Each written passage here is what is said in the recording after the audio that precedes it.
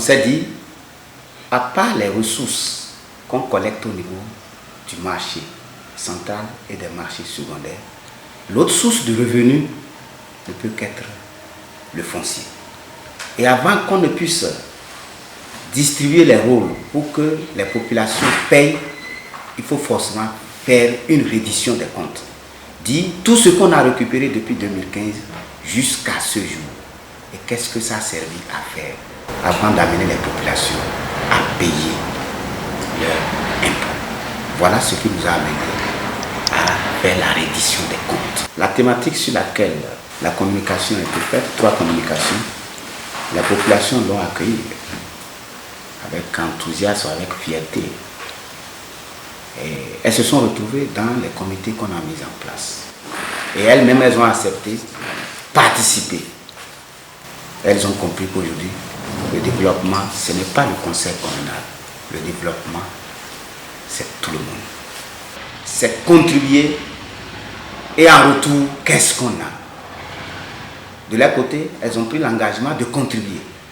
Et de notre côté aussi, au niveau du conseil communal, nous avons pris l'engagement de leur retourner quelque chose à la fin du processus.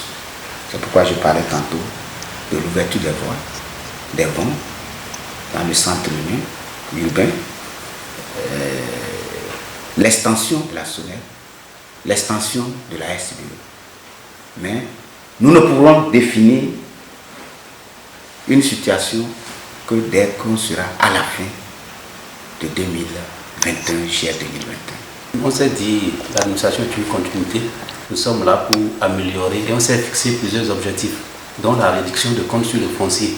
On s'est dit qu'il faut d'abord recouvrer les taxes du foncier bâti et du foncier non bâti pour permettre au conseil d'être libre dans l'exercice, d'avoir les fonds propres pour pouvoir atteindre les objectifs fixés par la population.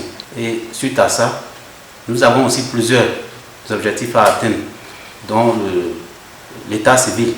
On a un projet sur l'état civil, on a un projet sur les TDL, on a un projet sur la mobilisation des fonds aussi au niveau de nos artisans, de nos militants à la base, sur toutes les activités que les populations mènent. Quand nous avons fait un petit état des lieux, nous nous sommes rendus compte que le seul pourvoyeur de ressources propres, c'est notre marché. Alors que nous avons du potentiel par rapport au foncier. Et c'est à l'issue de ce petit état des lieux que le maire a décidé qu'on invite les acteurs du foncier pour échanger avec eux et voir dans la mesure du possible qu'est-ce qu'il faut faire, quelles sont les stratégies qu'il faut développer pour mobiliser les ressources au niveau du foncier, aussi bâti que non bâti.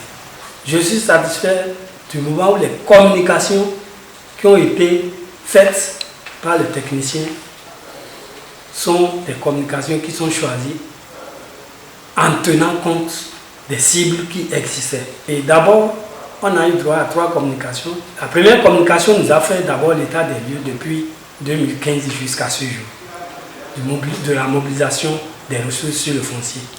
Et quand on fait une petite analyse, avec le potentiel que nous avons, on se dit que rien n'est fait. Je pense qu'avec ce que nous avons fait aujourd'hui, les populations ont véritablement compris que le foncier en est quelque chose pour vraiment arriver à booster le développement de notre commune.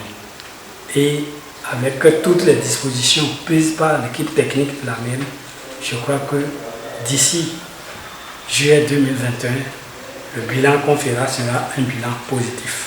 Abonnez-vous à la chaîne MP Vision TV et activez la cloche de notification pour ne plus rater nos vidéos.